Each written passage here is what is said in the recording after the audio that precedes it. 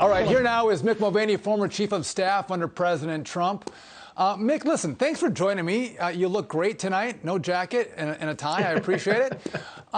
Listen, what's your take on this protest that's taking place right now? Because Joe Biden, the administration came out and said they're going to urge Canada to use federal powers to end the blockade. And it kind of feels to me like that is the FBI and the DOJ going after parents who are voicing their opinion at a school board meeting, or Nancy Pelosi using the Capitol Police to spy on Republican members of Congress.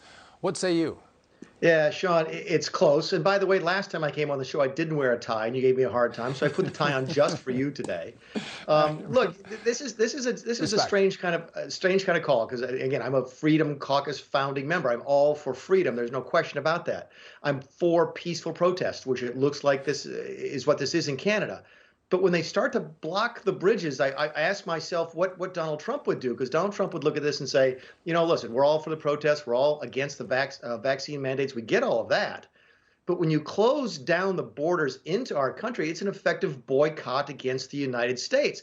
And I really do think the federal government on this side of the border needs to stand up and do something with the Canadians and say, look, you guys need to handle your protests, do whatever you need to do. You know how we feel about vaccine mandates in this country, et cetera. But you are hurting us right now. When you close those bridges, you're hurting American jobs. You're contributing to American inflation. This is a time when I think the Biden administration isn't doing nearly as much as the Trump administration would be doing under the same circumstances. But Mick, sometimes people don't have a voice. They're not able to push back and get people to hear them. And the only way you can, yell loud enough is by this kind of a protest to say, listen, leave me alone. Get out of my life. Give me my freedom back. And again, if you have to, block a bridge and protest, that's sometimes the last resource that people have, Mick. Yeah, and I get that. And listen, I'm sympathetic to these people. I don't like the vaccine mandates in this country. Most people don't. In fact, I think the Biden administration realizes now that it was a mistake when they tried to put that into place. But your right to exercise your civil liberties, and again, we're all looking at this through the prism of Americans and the American Constitution. I have no idea what the Canadian Constitution looks like. My guess is most people watching this show don't.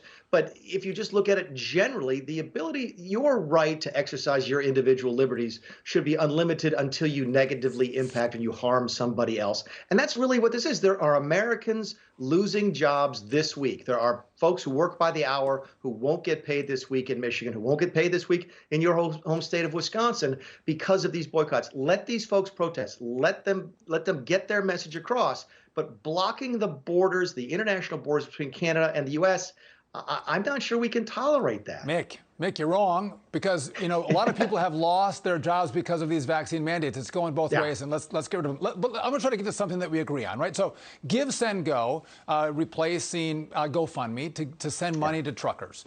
Now, a court has seized, I think it was millions of dollars that were supposed to go to the truckers. They said it can't go.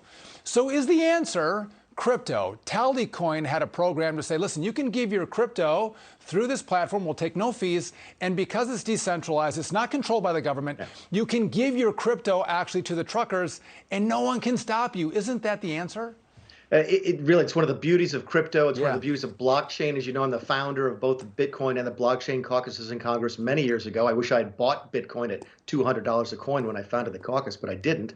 But the beauty of it is it's a two-party transaction. I can send money to you without anybody else being involved. Ordinarily, if I send you money, it goes through a credit card, it goes through an automatic payment system, it does something, and there's a third party there, and government can get their hands on it through that third party. So I'm a big fan of blockchain for just that reason, a big fan of crypto for just that reason. I happen to think that taking the money away from those particular GoFundMe type of pages is wrong. Again, my big difficulty is the impact of these protests on Americans, and that's where I sort of draw the line. Well, Mick, today you are wrong on the protest, but you're right on crypto.